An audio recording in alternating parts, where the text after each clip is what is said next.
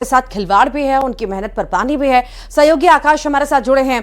आकाश, NEET UG परीक्षा रद्द कर दी गई है। लाखों छात्रों ने मेहनत की और अब मेहनत के बाद जब ऐसी स्थितियां बनती हैं तो छात्रों का साफ तौर से कहना है कि हमने इतनी ज्यादा मेहनत की, हमारी मेहनत पर पानी मत फेरिए।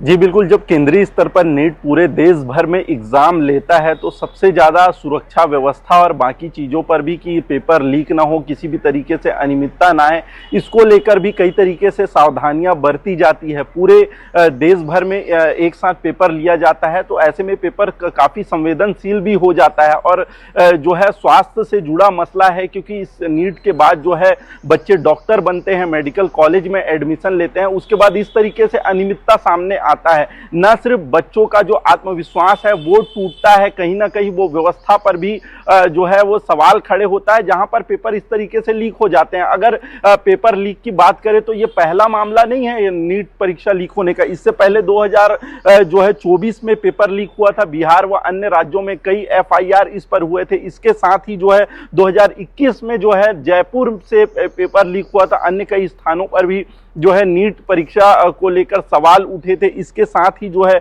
2015 में भी लीक हुआ था और ऐसे कई मामले सामने आते रहे हैं नीट को लेकर, जहां पर एक तरफ बेहतर परीक्षा व्यवस्था का जो है वो दावा किया जाता है नीट प्रबंधन द्वारा, जो जिस तरीके से NIA द्वारा एग्जाम लिया जाता है उसके माध्यम से, लेकिन अब इस तरीके से जो है लीक के मामले आते हैं, अनियमितता के मामले आते हैं, पूरे देश में सवाल उठ रहा है। और बात छत्तीसगढ़ की करें तो यहाँ भी दिखाता है एग्जाम माफिया कितने ज्यादा सक्रिय हैं और बच्चों के भविष्य के साथ खिलवाड़ कर रहे हैं, क्योंकि मोटी रकम मिलती है, मोटा कमीशन मिलता है, लालच देते हैं। जो बच्चों को पेपर, एग्जाम, क्वेश्चन सब बताते हैं उनसे भी पैसा वसूलते हैं। और ऐसी घटनाएं जब लगातार सामने आएंगी तो ये बड़ा माफिया, जो एग्जाम माफिया चल रहा है, ये लगातार बढ़ेगा। इस पर लगाम लगाना बहुत जरूरी हो जाता है। आकाश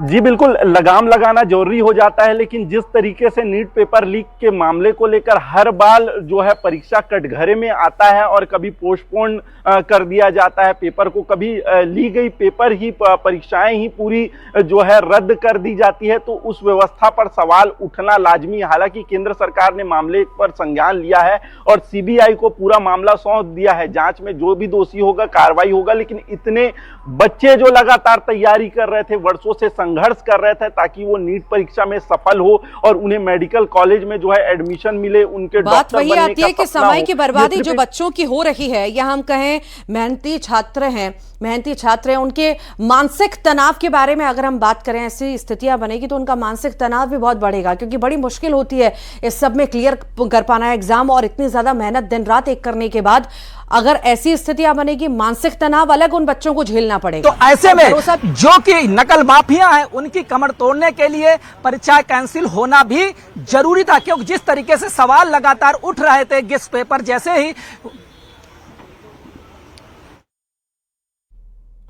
आकाश लगातार हमारे साथ बने हुए हैं। आकाश, सवाल वही है कि मानसिक तनाव लगातार बच्चों का बढ़ रहा है, क्योंकि ऐसी स्थितियां बनेंगी तो तनाव बढ़ेगा। लंबी मेहनत, दिन रात एक करके वो मेहनत करते हैं।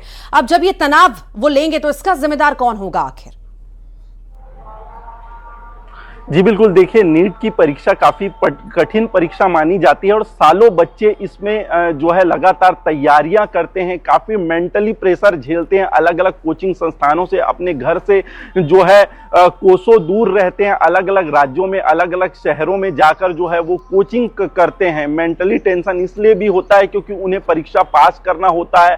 हर तरीके से संघर्ष, दबाव, लगातार मानसिक स्थितियां, परेशानियां, इसके साथ ही आर्थिक तंगी जैसी कई हालातों से जो है छात्र गुजर कर संघर्ष करते हुए नीट की परीक्षा देते हैं और उसमें जो है सफल होने के लिए लगातार प्रयास करते रहते हैं। सिर्फ कई बच्चे ऐसे होते हैं जो लगातार वर्षों से नीट की परीक्षा पास करने के लिए प्रयास करते रहते हैं, लेकिन जब परीक्षा देते हैं और इस तरीके से जो पेपर लीक का मामला सामने आता है, कहीं ना कहीं विश्वास उनका तोड़ता है, आत्मविश्वास टूटता है और इसके चलते मानसिक प्रेशर में भी जो है बच्चे चले जाते हैं। कई ऐसे के बाद उनकी कुछ रिएक्शंस भी आ रहे हैं इस पे लगातार, वो भी सुन लेते हैं।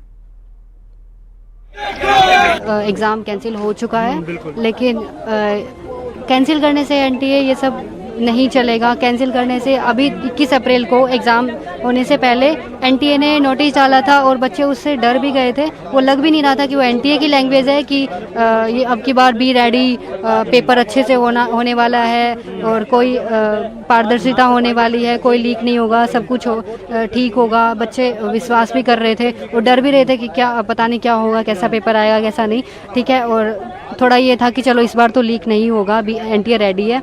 बट ये आके हमें 3 मई को पेपर एग्ज़ाम के बाद में पता लगता है कि फिर से लीक हो गया है। टेलीग्राम पे प्रोवाइड पहले 1 महीने पहले ही गेस्ट पेपर आ चुके हैं जिसके अंदर 650 तक के मार्क्स बच्चा अफोर्ड कर मतलब ले सकता है। वो पेपर अगर करे तो 120 या 140 के क्वेश्चन जो है वो मैच कर रहे हैं एग्जैक्टली। 410 क्वेश्चन थे, उसके अंदर 120 या 40 क्वेश्चन बिल्कुल एग्जैक्टली मैच कर रहे हैं। तो वो पढ़ ले तो आसानी से वो ये कि एनटीए को बदला जाए। एनटीए नहीं कर पा रही है, एग्ज़ाम क्लियरली नहीं करवा पा रही है, हर बार ही लीक करवा देती है। अब हमें एनटीए पे ट्रस्ट नहीं है।